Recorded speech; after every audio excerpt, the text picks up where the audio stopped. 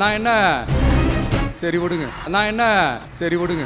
இந்த கவர்ச்சியில மயங்கி மக்கள் நமக்கு ஓட்டு போட்டுட்டாங்களா? நான் என்ன சரி விடுங்க. மக்கள் அவங்களுக்கு ஓட்டு போட்டா அந்த மக்கள் நல்லவங்களா?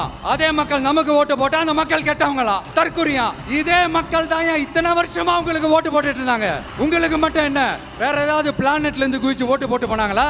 தற்குறியாமா? தற்குறி நல்லா வருது வேணான்னு பாக்குறேன். எங்க அண்ணன் விஜயகாந்த் அண்ணன் சொல்ற மாதிரி அண்ணா அவர்கள் ஆரம்பிச்ச கட்சியை ஒரு அடிமை கூடாரமா ஆக்குனது யாருங்க சார்? இப்படி எல்லாம் ஆக்கிட்டு உண்மையை சொல்லு உடன்பிறப்பேவா.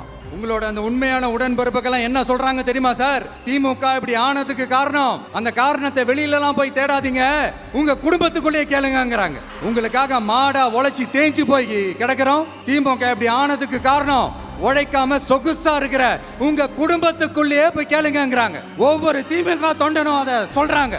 அதை புரிஞ்சிக்காம நம்மளையும் நம்ம மக்களையும் தப்பா பேசிக்கிட்டு, நீங்க மக்களை தப்பா பேசுனீங்கன்னா இந்த விஜய் வந்து கேள்வி கேட்பான், சும்மா இருக்க மாட்டான். இந்த விஜயும் தமிழ்நாட்டு மக்களும் வேறு இல்லை. இந்த விஜய் தான் தமிழ்நாட்டு மக்களோட ஒரு உண்மையான ஒரே பிரதிநிதி.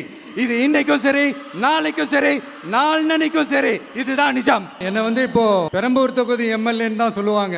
பட் ஆனா அது வந்து எலெக்ஷன் கமிஷனோட அந்த சட்ட விதிகளுக்கு மட்டும்தான் அப்படி. ஆனா என்ன பொறுத்த வரைக்கும், தமிழ்நாட்டை பொறுத்த வரைக்கும், தமிழ்நாட்டுக்கு எப்படி திருச்சி வந்து ஒரு இதயம் மாதிரியோ, அந்த மாதிரி என்னோட இதயத்துக்கு திருச்சி கிழக்கு தொகுதி மக்களும் ரொம்ப ரொம்ப ரொம்ப க்ளோஸ் தான். அதுல எந்த மாற்றமும் கிடையாது. சரிங்களா?